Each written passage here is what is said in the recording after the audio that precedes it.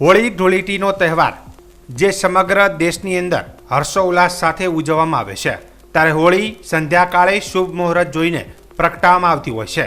તે ઉપરાંત હોળી પ્રગટ્યા બાદ જે હોળીનો વર્તારો તે કઈ દિશામાં જાય છે તે પણ જોવામાં આવે છે, જેથી આવનારું વર્ષ કેવું રહેશે તેવું અનુમાન કરી શકાય છે। ત્યારે 25/3/2024 ધાનેરા નગરપાલિકા પાસે હનુમાન ચોક ખાતે દર વર્ષની જેમ સંધ્યાના મુહૂર્ત પ્રમાણે હોળી પ્રગટાવવામાં આવી હતી। લોકો હોળીની પ્રદક્ષિણા કરતા જોવા મળ્યા હતા અને ભક્તિભાવથી નારિયેળ, ધાણી અને ખજૂર, કપૂર, ગુગલ નાખી ભાવ પ્રગટ કરતા જોવા મળ્યા હતા। હોળીના તહેવારની ભક્ત પ્રહલાદ અને હોલિકાના સંદર્ભે ઇતિહાસની વાતોને ધ્યાનમાં લઈને ધર્મ અને સત્યના વિજય બાબતની માન્યતા જોવા મળે છે।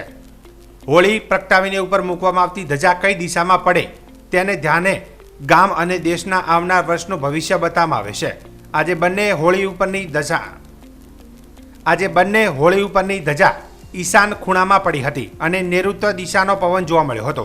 આ બાબતે શાસ્ત્રી ત્રંબકેશ્વર મહારાજે ઈશાન ખૂણા દિશામાં પડેલ ધજાને ધાનેરા શહેર માટે શુભ દર્શાવી હતી। આવનાર દિવસો સારા જશે તેવી ભાવના વ્યક્ત કરી હતી। આજે મોટી સંખ્યામાં હોળીના દર્શન કરવા લોકો ઉમટી પડ્યા હતા અને આનંદ પણ વ્યક્ત કર્યો હતો।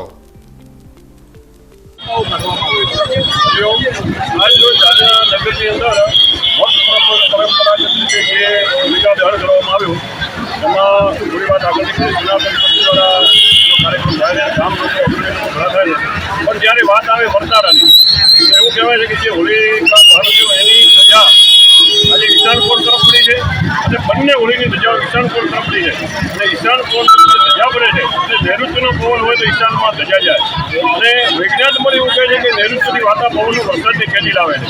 તો નૈઋત્ય કોણમાં પડેલી ધજા એ ઉત્તરનો વર્તારો છે। ગામ લોકો ખૂબ ખુશ થયા છે કારણ કે ઈશાનમાં ગયેલી ધજા સારો વરસાદ, સારું પાક અને રોગ અને બીમારીથી દૂર કરી એક સમૃદ્ધ એવો વર્તારો આજે જોવા મળ્યો છે અને ગ્રામ લોકો નગરીય લોકો ખુશ છે।